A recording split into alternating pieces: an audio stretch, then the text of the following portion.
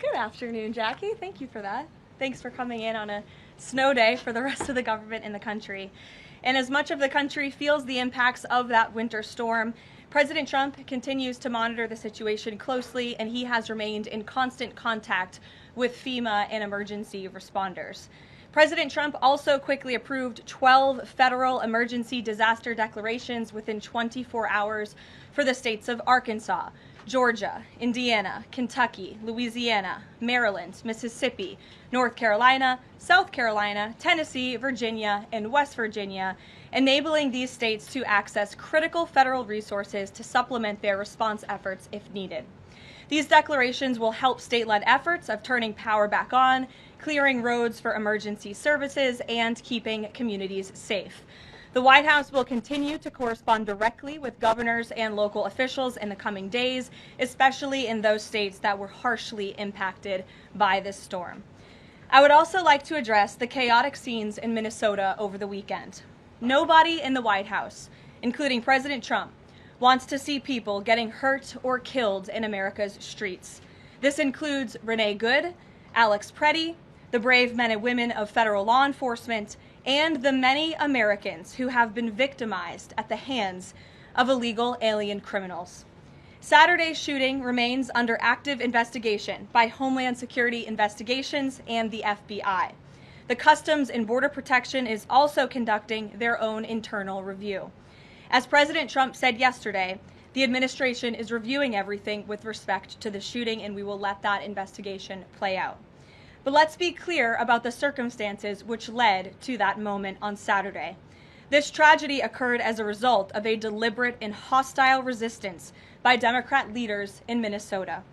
For weeks, Governor Walz and the Mayor Jacob Fry and other elected Democrats were spreading lies about federal law enforcement officers who are risking their lives daily to remove the worst criminal illegal aliens from our streets: murderers, rapists, pedophiles, human traffickers, and gang members. Governor Walz and Mayor Fry have shamefully blocked local and state police from cooperating with ICE, actively inhibiting efforts to arrest violent criminals. They have also used their platforms to encourage left-wing agitators to stalk, record, confront, and obstruct federal officers who are just trying to lawfully perform their duties, which has created dangerous situations threatening both these officers and the general public and Minnesotans alike. This is precisely what unfolded in Minneapolis on Saturday morning. Obstructing federal law enforcement and inciting violence against officers is wrong and illegal. This used to be a universally accepted position in the United States. Amid the hysteria, we must remember how we got here to this moment today and what this Democrat opposition is about. Former President Joe Biden and the Democrats opened America's borders for 4 years, inviting tens of millions of illegal aliens from all over the world to flood into our country. Among them, violent criminals who terrorized American communities and have inflicted devastating, permanent pain and harm on law-abiding Americans and their families. Yet we never saw outrage from Democrats or their allies in the liberal media over these horrifying crimes against U.S. citizens. The pain of American angel families was ignored and dismissed because it undermined the Democrat narrative. Innocent Americans like Jocelyn Nungray, Laken Riley, and Rachel Morin are just a few of the many victims savagely murdered by illegal alien criminals. Earlier this month, an illegal alien from Mexico with a long criminal history who came into our country under Joe Biden's administration threw a baseball-sized stone at a school bus carrying children in New Jersey and fractured the skull of an 8-year-old innocent child. President Trump promised accountability to these American families by securing the border, deporting every illegal alien who has committed crimes, especially and most importantly, violent crimes. Nearly 80 million Americans voted for him to deliver on that very promise, and he is. As the duly elected president, the president is fulfilling the will of the people by arresting and removing these threats from our country in cities from Los Angeles to New York and, yes, Minneapolis. Yet Democrat leaders in Minnesota with sanctuary city policies have actively defied federal immigration law and the will of the people. And as a result of that defiance, 2 Minnesotans have now tragically lost their lives on the streets of Tim Walz's state.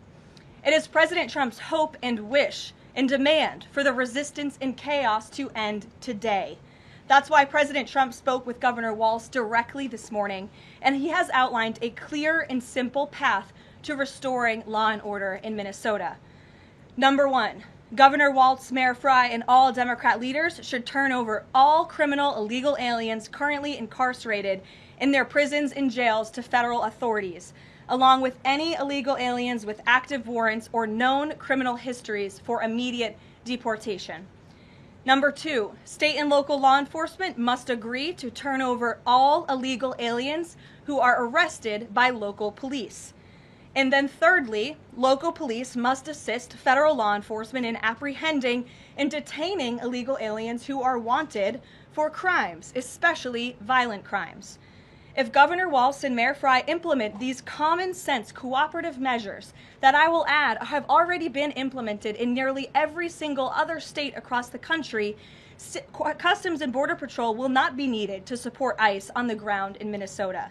ICE and local law enforcement can peacefully work together, as they are effectively doing in so many other states and jurisdictions. Additionally, President Trump is calling on the United States Congress to immediately pass legislation ending sanctuary cities once and for all. American cities should be safe sanctuaries for law-abiding citizens only, not for dangerous illegal alien criminals who broke our nation's laws and do not belong here. We hope Governor Walz will do the right thing and continue to work with President Trump to keep the American people safe following their call this morning. Americans overwhelmingly want exactly what President Trump is delivering: strong borders and strict immigration enforcement against the worst illegal aliens, of which there are still hundreds of thousands to deport from the interior of our country. The most peaceful way to carry out this vital public safety mission is for Republicans and Democrats to do it together, and for state and local law enforcement to work together with federal law enforcement. We want to let cops be cops. You wouldn't know this continues to be a very popular policy position from the biased media coverage over the course of the last few days, but polling shows huge support for this exact thing President Trump is calling for. More than 80% of Americans favor deporting illegal aliens convicted of violent crimes. A country unable to deport criminals who enter it illegally is no country at all. The open borders agenda of Kamala Harris, Tim Walz, and the Democrats was already on the ballot on November 5th, 2024, and it was resoundingly rejected. President Trump will never back down from his promise to deport violent criminal illegal aliens and make America safe again, and he welcomes all cooperation in that effort. With that, I will answer your questions. And Jordan Conradson, why don't you kick us off today? Thank you for being here. Thank you, Karoline. Jordan Conradson with Gateway Pundit. I have a few questions. First, with respect to the shooting in Minneapolis, we're seeing massive outrage from mainstream media and the left, but I'm just wondering, where was that outrage when Ashley Babbitt, an Air Force veteran, was executed by Capitol Police Officer Michael Byrd, who she posed no threat to in the U.S. Capitol? Well, you raised a very important point, which I also believe that I just raised as well in those opening remarks, in that there has no doubt been selective outrage by the liberal biased media in picking and choosing victims and highlighting their stories. And as I've said, President Trump does not want any Americans to lose their lives in the streets of America and in American communities across the country. He believes what happened on Saturday is a tragedy, but every life is equal to President Trump, and that's why the lives of Laken Riley and Jocelyn Nungray continue to matter to him and be an utmost priority to him to this very day. And it's unfortunate that we did not see the same type of sensationalist media coverage over the tragic deaths of those innocent American women and girls across the country as we are in the wake of this tragedy that took place on Saturday. Gabe. Sure, go ahead, Jordan. I want to get your response to this. The Arizona Attorney General, just days before this shooting in Minneapolis, she seemingly encouraged rioters to go out and shoot and kill ICE agents. And I'll quote her here. She said, "If you reasonably believe your life's in danger and you're in the house or in your car or on your property, you can defend yourself with lethal force." And she said that you can't tell if ICE agents are law enforcement or imposters, and it becomes an issue of whether you reasonably believed they were law enforcement. Do you have a response to that, and does the White House believe that she should be held accountable for these remarks? Such dangerous rhetoric, as I pointed out, is exactly what has brought us to this position today, where you have elected Democrat officials across the country who are encouraging left-wing agitators and crazy people to go out and unlawfully obstruct lawful immigration enforcement. Again, these brave men and women of ICE and Border Patrol and the federal enforcement are just trying to do their jobs to enforce our nation's immigration laws and to go after the worst of the worst in this country. I would encourage everyone in this room, and I would encourage the Arizona Attorney General to look at the video of an ICE agent in Minneapolis. He was approached by left-wing agitators who were honking their horns and were screaming slurs at him, and he rolled down his window and he said, "What are you doing? I am out here trying to catch a child predator, somebody who has convicted crimes against an innocent child, and you are trying to obstruct me from doing my job." This rhetoric against ICE, comparing them to Nazi Gestapo, Donald Trump's police force, is despicable, it is shameful, and it is precisely what has led to the escalation of tensions in Minneapolis and in other places across the country. Gabe, go ahead. Be looking into her for justifying violence? I would defer you to the Department of Justice on that. Thank you, Karoline. Gabe. Regarding Minnesota, on Saturday, the Department of Homeland Security posted that Preddy looks like he wanted to do maximum damage and massacre law enforcement. Stephen Miller on Saturday posted that, or called Preddy a would-be assassin. Why did administration officials jump to conclusions before an investigation had even been conducted? Well, look, this has obviously been a very fluid and fast-moving situation throughout the weekend. As for President Trump, whom I speak for, he has said that he wants to let the investigation continue and let the facts lead in this case. With regards to the deployment of Tom Homan to Minneapolis, should the deployment of Mr. Homan to Minneapolis be seen as a sign that the president is dissatisfied with how the officials on the ground had handled the incident? No, Mr. Homan is doing an exceptional job, and he has been working with Secretary Noem and President Trump over the course of the last year.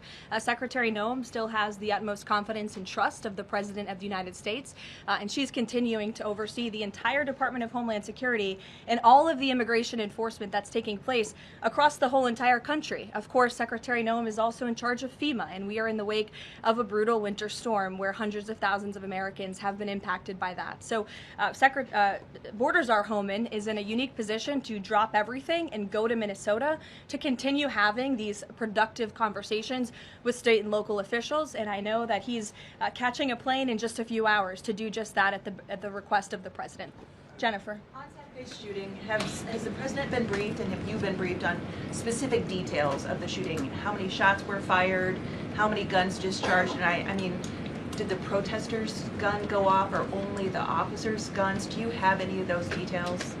Again, the investigation is continuing, Jennifer, and we will let the facts lead, and we will let the facts play out. In this investigation, I do know that HSI and FBI are conducting interviews with those that were involved and the agents who were involved in this unfortunate tragedy on Saturday. Are they keeping the president up to date on all those details? The president is obviously very much on the ball with respect to this investigation. I think he's made that quite clear with the various statements that you've seen him put out, and also the 4 points that the president has outlined as well to Governor Walz, and to encourage him to cooperate with ICE and with the administration. Mary. Thanks, Karoline. To follow on Gabe's question, Secretary Noem said Alex Preddy committed an act of domestic terrorism. Stephen Miller labeled Preddy a domestic terrorist. Does the president agree with them?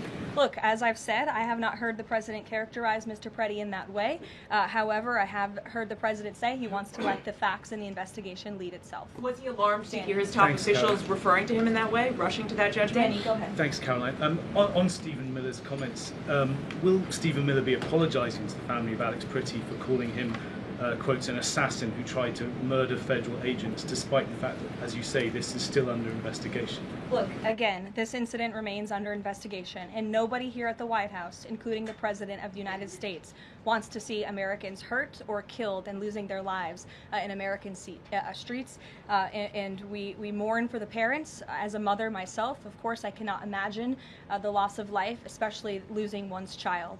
And that same empathy from the President goes for the parents of angel families, parents of victims of illegal alien crime across our country as well. And that's exactly why the president continues to be wholeheartedly committed to deporting the worst of the worst criminals from our country. Why don't we go to the back? Kelly. Caroline, does the president believe that the killing, though, was a mistake? Has he expressed that at all?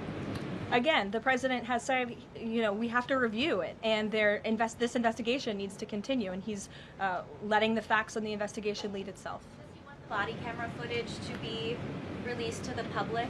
Now, that's not something I've heard the president commit to, so I won't do that from the podium. Sure. Caroline, how serious is the administration taking allegations that local and state officials in Minnesota are actively coordinating with demonstrators through encrypted or non-encrypted communications, as well as providing government resources to impede immigration enforcement operations? I'm sorry, Carrie, could you repeat your question? How serious is the administration taking allegations that local and state Minnesota officials are communicating with demonstrators to basically impede immigration officials? Well, we've definitely seen active organization amongst these left-wing groups, Carrie, and it is something that I know the FBI and the Department of Justice are looking into. Again, it is illegal to unlawfully obstruct lawful immigration enforcement in this country, and these agitators are making it nearly impossible for ICE to do their jobs and for federal law enforcement to carry out the will of the American people to deport the worst of the worst. I would just encourage everyone to please imagine in this room, all of you come to the White House every day to report on the President of the United States and the administration. You come into this briefing room, you walk through the gates of the White House. Just imagine if there were left-wing agitators or agitators of any kind who were in your face, who were doxing you, who were harassing you, who were physically threatening you, who were biting off your fingers in the case of two Border Patrol agents we saw this past weekend in Minneapolis. That would make it very difficult for you to show up and do your job here at the White House every single day. That's what these officers in Minneapolis are facing. That's why the president is calling on Governor Walz and Mayor Frey for these three very simple and common sense points of cooperation so that ICE and local law enforcement can work together. Again, we are just asking for police to be police. And if you ask any law enforcement agent or official, they want to be able to work with their federal counterparts at the state and local level and vice versa. Caroline. Thanks a lot, Caroline. Two questions. One is looking forward. The role of Mr. Homan. Is he being sent by the president to diffuse the situation that exists right now on the ground? Is he the point person essentially for the White House in terms of trying to tamp down the tensions that exist right now in Minnesota? Well, Mr. Homan is the point person for cooperating with state and local authorities and corresponding with them, again, to achieve this level of cooperation to subdue the chaos on the streets of Minneapolis. And I would just point out that Mr. Homan is someone who has been lauded for many, many decades for his experience working in law enforcement. In fact, this is a Washington Post headline from 9 years ago, 2016. Meet the man the White House has honored for deporting illegal immigrants. And I would remind everyone in this room that it was former President Barack Hussein Obama who awarded a medal to Mr. Homan. So he's obviously very qualified. He has the full trust and faith of the president.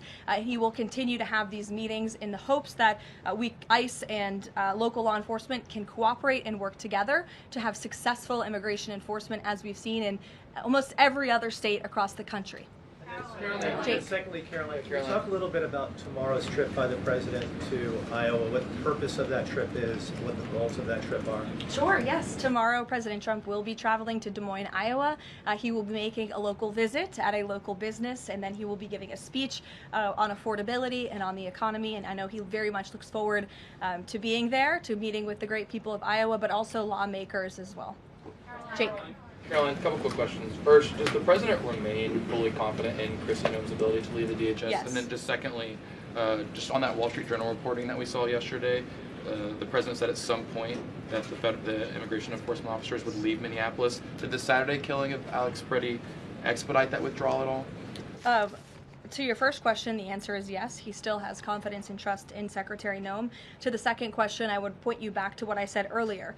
If Governor Walz and Mayor Frey implement these common sense cooperative measures, CBP will no longer be needed to support ICE on the ground in Minnesota. ICE and local law enforcement will peacefully work together, as they are effectively doing in so many other states and jurisdictions, to remove violent criminals from American neighborhoods across the country. Did Walz ask the president to remove the immigration enforcement officers? He asked the president to scale down, and the president reiterated what the president put out in his statement yesterday and what I'm sharing with all of you as well. I would just add on this level of cooperation a few statistics that I think are very important. 7 of the top 10 safest cities in the United States cooperate with ICE. And we've seen historic turnaround in safety in cities that have chosen to cooperate with ICE, that are not just led by Republicans, but also look right here in Washington, D.C. We had a great level of cooperation with Mayor Bowser and the local government, and we have been able to remove thousands of illegal aliens from the District of Columbia, where you all live, so you can thank President Trump for that. The murder rate in Washington, D.C. has plummeted as a result. There were no riots, there were no protests, nobody was tragically killed as a result of that level of cooperation between federal and local authorities. And again, that's all the president is asking for in Minnesota. It's totally common sense. Jared, go ahead.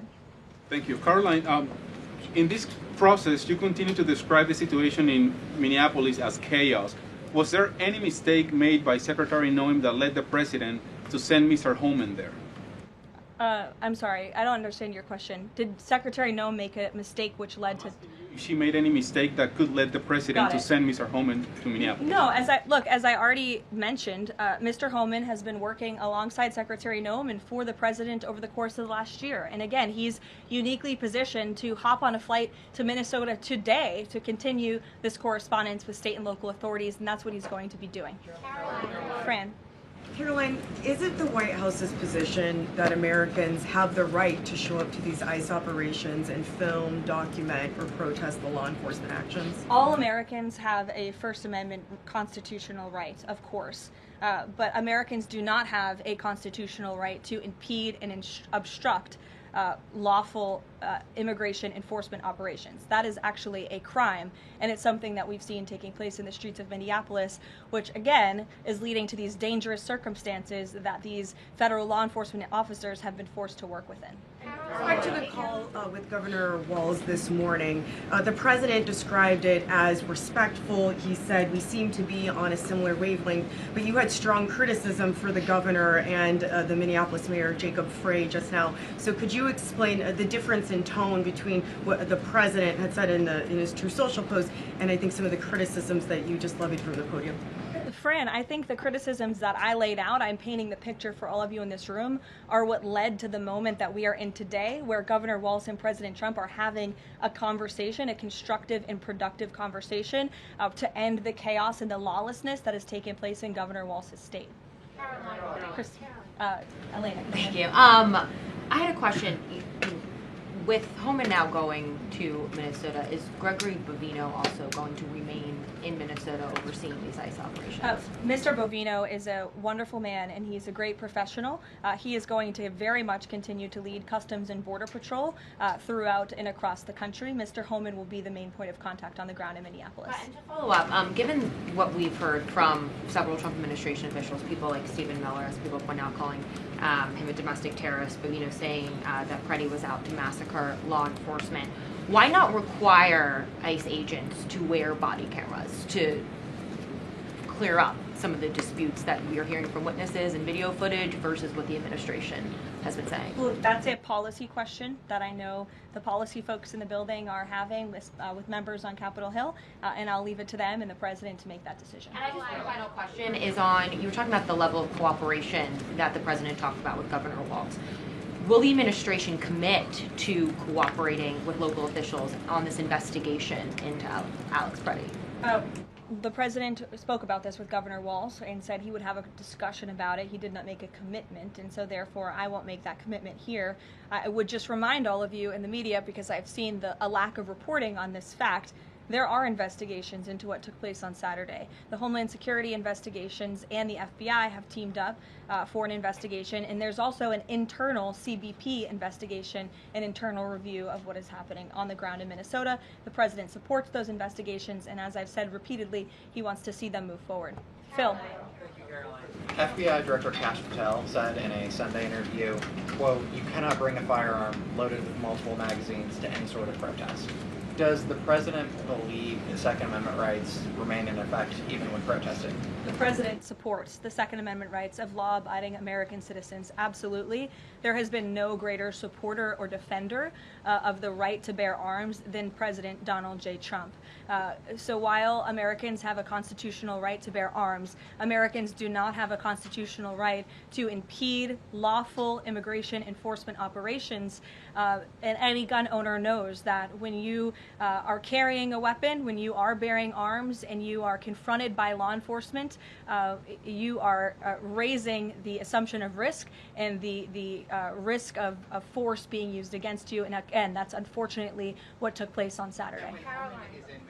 Will his mission continue to be focusing on illegal immigrants with a criminal history, or will it be on illegal immigration generally? Mr. Homan will continue to enforce our nation's immigration laws, especially deporting the worst of the worst criminals in Minnesota who have committed violent offenses. And I would just remind all of you that this important work is continuing to be carried out. In just the last few days, I'm happy to provide this packet to anyone in the room.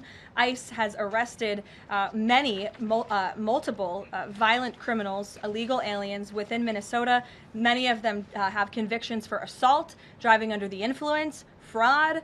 This individual here I'm looking at was an aggravated felon with multiple convictions for larceny, fraud, and forgery of checks, vehicle theft, drug possession, domestic assault, inflicting bodily harm on another, criminal convictions of larceny, identity theft, again, charged with driving under the influence. These are extremely dangerous people who Governor Walz and Mayor Frey have allowed to roam on their streets, and all the president is asking for is cooperation to arrest individuals like this and deport them from the United States of America.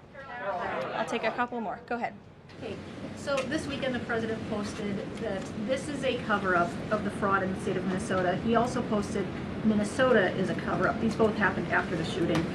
So given these came after the shooting, what is the this here? What is the cover-up he's alleging? Yes, it's a good question. I've spoken with the president about this at length. What the president is referring to is the fact that you have Governor Walz and, again, the mayor, who have been encouraging these left-wing agitators to come out and to harass and to dox and to threaten ICE and to make this conversation about and smear lies about federal law enforcement who, again, are just trying to do their jobs in an attempt to distract from the widespread, massive fraud that has taken place in their state.